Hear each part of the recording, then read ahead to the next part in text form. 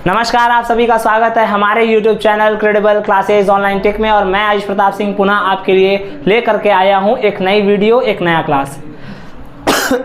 माफ़ कीजिएगा। तो पिछली कक्षा में हम कारक पढ़ चुके हैं भैया। कारक का भाग 1 समाप्त हो चुका है, जिसमें हम 4 प्रकार के कारक पढ़ चुके हैं।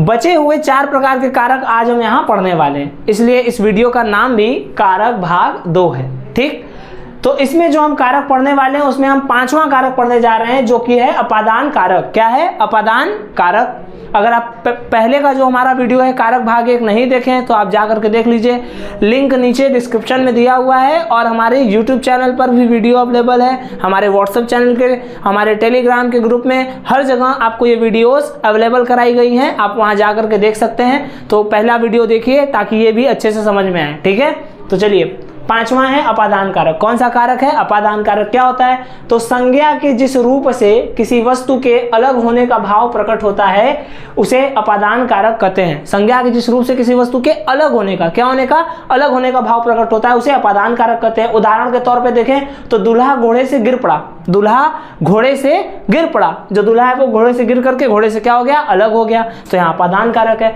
हिमालय से गंगा निकलती है, हिमालय से गंगा निकलती है। गंगा जो नदी है और हिमालय है, ये दोनों अलग अलग हो जाते हैं ना, तो यहाँ पे भी अपादान कारक। ठीक, तो जब हम ये देखते हैं कि कोई 2 चीजें अलग अलग हो रही हैं तो वहां पे अपादान कारक होता है, और इसकी विभक्ति से होती है। क्या होती है इसकी विभक्ति?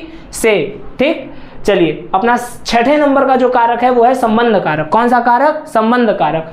तो शब्द के जिस रूप से संज्ञा या सर्वनाम के संबंध का ज्ञान होता है उसे संबंध कारक कहते हैं। कौन सा कारक कहते हैं भैया? संबंध कारक कहते हैं। इसकी विभक्ति का, के, की, रा, रे, री आदि, ये सारी चीजें इसकी विभक्ति होती हैं। उदाहरण के तौर पे देखें तो राम की किताब। किसकी किताब? राम की किताब। राम और किताब के बीच में संबंध बताने का काम कर रहा है यहाँ पे की। क्या कर रहा है? की। और इसमें देखिए प्रेमचंद के उपन्यास। किसके उपन्यास? प्रेमचंद के। ठीक है, तो यहाँ पे देखिए प्रेमचंद और उपन्यास के बीच में संबंध बता रहा है, यहाँ राम और किताब के बीच में संबंध बता रहा है। तो ये दोनों कारक हैं आपके संबंध कारक। ठीक है, चलिए अगला देखते हैं अधिकरण कारक। कौन सा कारक? अधिकरण कारक। तो अधिकरण कारक क्या होता है? पढ़ते हैं। शब्द के जिस रूप से क्रिया के आधार का ज्ञान होता है उसे अधिकरण कारक कहते हैं। कौन सा कारक कहते हैं? अधिकरण कारक।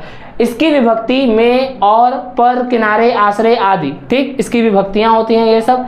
उदाहरण के तौर पे देखें तो मोहन मैदान में खेल रहा है। खेलना क्रिया है, पर इस क्रिया का आधार क्या है? मैदान। ठीक, क्रिया कहाँ हो रही है? मैदान में हो रही है, तो मैदान जो है वो अधिकरण कारक है। यहाँ पे देखिए कविता छत पर टहल रही है। कहाँ टहल रही है? छत पर। तो टहलने की क्रिया कहाँ हो रही है? छत पर।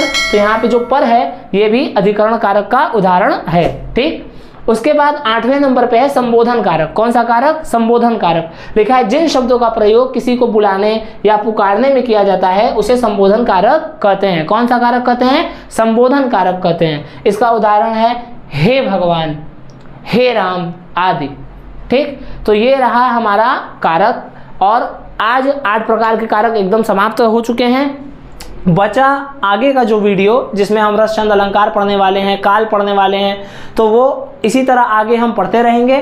तब तक के लिए आप कारक से संबंधित प्रश्नों को हल कीजिए और इन नोट्स को बना करके अभ्यास करते रहिए।